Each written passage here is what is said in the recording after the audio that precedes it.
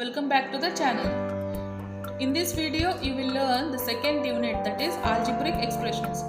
Before andre ee video start madokina munche nama channel annu subscribe ಮಾಡಿ ಮತ್ತೆ ನಿಮಗೆ ಏನಾದರೂ ಡೌಟ್ಸ್ ಇದ್ದರೆ ಕಮೆಂಟ್ ಸೆಕ್ಷನ್ ಅಲ್ಲಿ ಡೌಟ್ ಕೇಳಿ ಮತ್ತೆ ಈ ವಿಡಿಯೋ ಇಷ್ಟವಾದರೆ ಲೈಕ್ ಮಾಡಿ, ಯೂಸ್ಫುಲ್ ಅನ್ಸಿದ್ರೆ ನಿಮ್ಮ ಫ್ರೆಂಡ್ಸ್ ಗೂ ಕೂಡ ಶೇರ್ ಮಾಡಿ.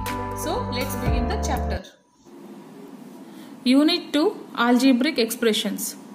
ಓಕೆ, ಈ ಚಾಪ್ಟರ್ನ ಸ್ಟಾರ್ಟ್ ಮಾಡೋಕ್ಕಿಂತ ಮುಂಚೆ ಸ್ವಲ್ಪ ಆಲ್ಜಿಬ್ರಾ ಅಂದ್ರೆ ಏನು ಅಂತ ತಿಳ್ಕೊಳ್ಳೋಣ. Okay, algebra the part of mathematics in which letters and other general symbols are used. ಅಂದ್ರೆ it is a part of mathematics in which letters and other general symbols are used to represent numbers and quantities in formulae. ಅಂದ್ರೆ ಇದು ಒಂದು mathematics ಅಲ್ಲಿ ಒಂದು part ಅಂದ್ರೆ ಒಂದು ಭಾಗ. ಇದರಲ್ಲಿ ಲೆಟರ್ಸ್ ಮತ್ತೆ ಅದರ್ ಜನರಲ್ ಸಿಂಬಲ್ಸ್ ನ ನಂಬರ್ ಅಥವಾ ಕ್ವಾಂಟಿಟೀಸ್ ನ ಫಾರ್ಮುಲಾದಲ್ಲಿ ರಿಪ್ರೆಸೆಂಟ್ ಮಾಡೋದಕ್ಕೆ ಬಳಸ್ತಾರೆ. ಅದನ್ನೇ ನಾವು ಆಲ್ಜಿಬ್ರಾ ಅಂತ ಹೇಳ್ತೇವೆ. ಫಾರ್ಮುಲೆ, ಸಿಂಗಲ್ ಫಾರ್ಮುಲಾ ಇದ್ರೆ ಅದನ್ನ ಫಾರ್ಮುಲಾ ಅಂತೀವಿ. ಮಲ್ಟಿಪಲ್ ಅಂದ್ರೆ ಎಷ್ಟೊಂದು ಫಾರ್ಮುಲಾಸ್ ಇರುತ್ತಲ್ಲ ಆ ಗ್ರೂಪ್ ಆಫ್ ಫಾರ್ಮುಲಾಸ್ ನಾವು ಫಾರ್ಮುಲೆ ಅಂತ ಕರಿತೀವಿ. ಓಕೆ, ಇದನ್ನ ರಿಪ್ರೆಸೆಂಟ್ ಮಾಡೋದಕ್ಕೆ ನಾವು ನಂಬರ್ಸ್ ಜೊತೆಗೆ ಲೆಟರ್ಸ್ ಮತ್ತೆ ಅದರ್ ಜನರಲ್ ಸಿಂಬಲ್ಸ್ ನ ಯೂಸ್ ಮಾಡ್ತೀವಲ್ಲ ಅದನ್ನ ನಾವು ಆಲ್ಜಿಬ್ರಾ ಅಂತ ಹೇಳ್ತೀವಿ. Example, x plus 5 is equals to 3. Okay, ಇಲ್ಲಿ ನೋಡಿ, ಎಕ್ಸ್ ಇದು ವೇರಿಯೇಬಲ್, 5 ಕಾನ್ಸ್ಟೆಂಟ್, ಮತ್ತೆ ಇಲ್ಲಿ ನಾವು ಒಂದು ಸಿಂಬಲ್ ಕೂಡ ಯೂಸ್ ಮಾಡಿದೀವಿ, ಎಡಿಷನ್ ಸಿಂಬಲ್. ಓಕೆ, ಇದೆಲ್ಲ ನಾವು ಇನ್ಕ್ಲೂಡ್ ಮಾಡಿದೀವಲ್ಲ ಇದರಲ್ಲಿ, ಇದನ್ನ ನಾವು ಆಲ್ಜಿಬ್ರಾ ಅಂತ ಹೇಳ್ತೀವಿ. ಓಕೆ, ಮತ್ತೆ ಇನ್ನೊಂದು example, x plus y is equals to 7 etcetera. And father of algebra, who is the father of algebra?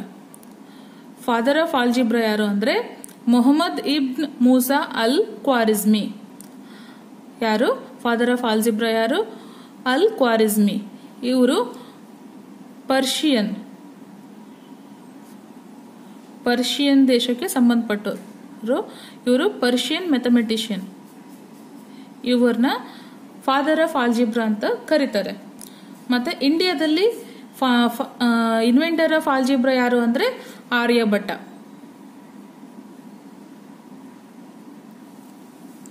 Okay, algebraic expression ಅಂತ ಏನು ಅಂತ ತಿಳ್ಕೊಬೇಕಂದ್ರೆ ಫಸ್ಟ್ ನಾವು ಏನೇನು ತಿಳ್ಕೋಬೇಕು? ಕಾನ್ಸ್ಟೆಂಟ್, ವೇರಿಯೇಬಲ್ ಮತ್ತೆ ಟರ್ಮ್. ಇವು ಮೂರು ಡೆಫಿನಿಷನ್ ನಾವು ಅರ್ಥ ಮಾಡ್ಕೊಂಡ್ರೆ ನಾವು ಆಲ್ಜಿಬ್ರಿಕ್ ಎಕ್ಸ್ಪ್ರೆಷನ್ ಏನು ಅಂತ ನಾವು ಈಸಿಯಾಗಿ ಅದರ ಡೆಫಿನಿಷನ್ ನಾವು ಬರಿಬಹುದು. Okay, number 1, constant. A symbol which has a fixed value is called a constant. ಇಲ್ಲಿ ಹೆಸರಿಂದನೇ ಗೊತ್ತಾಗುತ್ತೆ ಕಾನ್ಸ್ಟೆಂಟ್ ಅಂದ್ರೆ fixed. Okay, a symbol which has a fixed value ಅಂದ್ರೆ ಕಾನ್ಸ್ಟೆಂಟ್ ಅಂದ್ರೆ ಫಿಕ್ಸ್ಡ್ ವ್ಯಾಲ್ಯೂ. ಇದೊಂದೇ ಟರ್ಮ್ ನೆನ್ಪಿಟ್ಕೋಬೇಕು, ಫಿಕ್ಸ್ಡ್ ವ್ಯಾಲ್ಯೂ ಅಂತ. ಓಕೆ, ಈಸಿಯಾಗಿ ನೀವು ಡೆಫಿನೇಷನ್ ಬರಿಬಹುದು ಅವಾಗ. ಎಕ್ಸಾಂಪಲ್ 5 ನೋಡಿ, ಇಲ್ಲಿ 5 ಅಂದ್ರೆ ಇದ್ರ ವ್ಯಾಲ್ಯೂ 5. ಇದನ್ನ ನಾವು ಚೇಂಜ್ ಮಾಡಕ್ ಆಗೋದಿಲ್ಲ. ಓಕೆ, ಅಂದ್ರೆ constant, it cannot be changed. -7 2 3/5 √5 2 plus √3 ಮತ್ತೆ ಪೈ ವ್ಯಾಲ್ಯೂ ಎಷ್ಟು? 22/7. ಇದನ್ನ ವ್ಯಾಲ್ಯೂ ನಾವು ಚೇಂಜ್ ಮಾಡಕ್ಕಾಗತ್ತಾ? ಆಗಲ್ಲ. ಅದಕ್ಕೆ ಇದು ಕಾನ್ಸ್ಟೆಂಟ್. ಕಾನ್ಸ್ಟೆಂಟ್ ಅಂದ್ರೆ ಫಿಕ್ಸ್ಡ್ ವ್ಯಾಲ್ಯೂ. ಇದ್ರದ್ದು ಅಂದ್ರೆ ಸಿಂಬಲ್ ನ ವ್ಯಾಲ್ಯೂ ಯಾವುದೇ ಕಾರಣಕ್ಕೂ ಚೇಂಜ್ ಆಗಲ್ಲ. ಅದನ್ನ ನಾವು ಕಾನ್ಸ್ಟೆಂಟ್ ಅಂತ ಕರಿತೀವಿ. Next, variable. ವೇರಿಯೇಬಲ್ ಅಂದ್ರೆ ಕಾನ್ಸ್ಟೆಂಟ್ ನ opposite. A symbol which does not have a fixed value is called as variable. ಇದನ್ನ ನಾವು ಲಿಟ್ರಲ್ ಅಂತ ಕೂಡ ಕರಿತೀವಿ. ಆದ್ರೆ ಆಲ್ಮೋಸ್ಟ್ ವೇರಿಯೇಬಲ್ ಅಂತಾನೆ ಯೂಸ್ ಮಾಡ್ತಾರೆ. ಅಂದ್ರೆ ಅಪೋಸಿಟ್ ಆಫ್ ಕಾನ್ಸ್ಟೆಂಟ್. ಈ ಕಾನ್ಸ್ಟೆಂಟ್ ನ ಡೆಫಿನೇಷನ್ ಗೊತ್ತಿದ್ರೆ ಅದ್ರ ಅಪೋಸಿಟ್ ವೇರಿಯೇಬಲ್ ನ ಡೆಫಿನೇಷನ್. ಓಕೆ, ಕಾನ್ಸ್ಟೆಂಟ್ ಅಂದ್ರೆ a symbol which has a fixed value. Variable ಅಂದ್ರೆ a symbol which does not have a fixed value. Example of variable, X Y P Q etcetera. ಅಂದ್ರೆ ಇಲ್ಲಿ letters ನ use ಮಾಡಿದ್ದಾರೆ. X Y, any letters you can use. Y P Q etcetera. ಇದ್ರ value ಏನಾದ್ರೂ ಇರ್ಬೋದು. Okay, next ಅಂದ್ರೆ ಅರ್ಥ ಆಗಿದೆ ಅಲ್ಲ? ಕಾನ್ಸ್ಟೆಂಟ್ ಅಂದ್ರೆ ಫಿಕ್ಸ್ಡ್ ವ್ಯಾಲ್ಯೂ, ವೇರಿಯೇಬಲ್ ಅಂದ್ರೆ it does not have a fixed value. Term ಅಂತ ತಿಳ್ಕೊಳ್ಳೋಕ್ಕಿಂತ ಮುಂಚೆ 2 ನೋಟ್ ಕೊಟ್ಟಿದ್ದಾರೆ ಟೆಕ್ಸ್ಟ್ ಬುಕ್ ಅಲ್ಲಿ. ಏನಂದ್ರೆ combination of constant and variable. ಅಂದ್ರೆ ಕಾನ್ಸ್ಟೆಂಟ್ ಮತ್ತೆ ವೇರಿಯೇಬಲ್ ಅದನ್ನ ಕಂಬೈನ್ ಮಾಡಿದ್ರೆ ಯಾವಾಗ್ಲೂ ನಮಗೆ ವೇರಿಯೇಬಲ್ ಸಿಗುತ್ತೆ. Okay, combination of constant and variable is always A variable. Example 3x. 3 is a constant value and x is a variable. ಇದ್ರ ವ್ಯಾಲ್ಯೂ ಗೊತ್ತಿಲ್ಲಲ್ಲ. ಓಕೆ, ಅದಕ್ಕೆ ಇದು variable. 3x combination of constant and variable is always A variable. ಯಾಕಂದ್ರೆ ನಮ್ಗೆ ಇದ್ರ value ಗೊತ್ತಿಲ್ಲ, ಇದಕ್ಕೆ fixed value ಇಲ್ಲ, ಅದಕ್ಕೆ combination of constant and variable is always variable.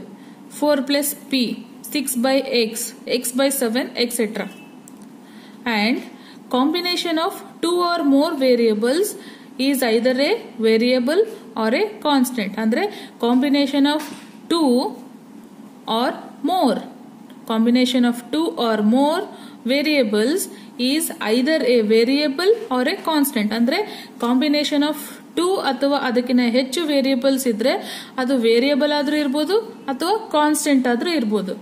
Example xy, x by y, x y z, x y by z, 13 plus x minus y, 14 x minus y, etc.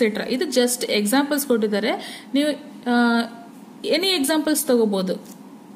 ನಿಮಗೆ definition ಅರ್ಥ ಆದ್ರೆ you can write n number of examples on your own. Combination of constant and variable is always variable, and combination of 2 or more variables is either a variable or a constant. Term is a number, constant, a variable or a combination. Term number ಆದ್ರೂ ಇರ್ಬೋದು, ಅಂದ್ರೆ constant ಆದ್ರೂ ಇರ್ಬೋದು ಅಥವಾ variable ಆದ್ರೂ ಇರ್ಬೋದು ಅಥವಾ combination of constant and variable. Okay, ಅಂದ್ರೆ ಟರ್ಮ್ ಅಂದ್ರೆ ಕಾನ್ಸ್ಟೆಂಟ್ ಆದ್ರೂ ಇರ್ಬೋದು, like x, 9 is a constant, and or variable x is a variable, or combination, that is product or quotient of numbers and variables. 3x ಅಂದ್ರೆ ಇದು product, 3 into x 3x, or quotient 7x divided by 15y is a term. ಇದನ್ನ ನಾವು term ಅಂತ ಕರಿತೀವಿ. Constant ಆದ್ರೂ ಇರ್ಬೋದು, variable ಆದ್ರೂ ಇರ್ಬೋದು ಅಥವಾ combination of product or quotient of numbers and variables. ಅಂದ್ರೆ ಪ್ರಾಡಕ್ಟ್ ಆದ್ರೂ ಇರ್ಬೋದು, quotient of numbers and variables ಆದ್ರೂ ಇರ್ಬೋದು. ಅದನ್ನ ನಾವು ಏನಂತ ಕರಿತೀವಿ? ಟರ್ಮ್ ಅಂತ ಕರಿತೀವಿ. ಓಕೆ, ಈಗ ನಿಮ್ಗೆ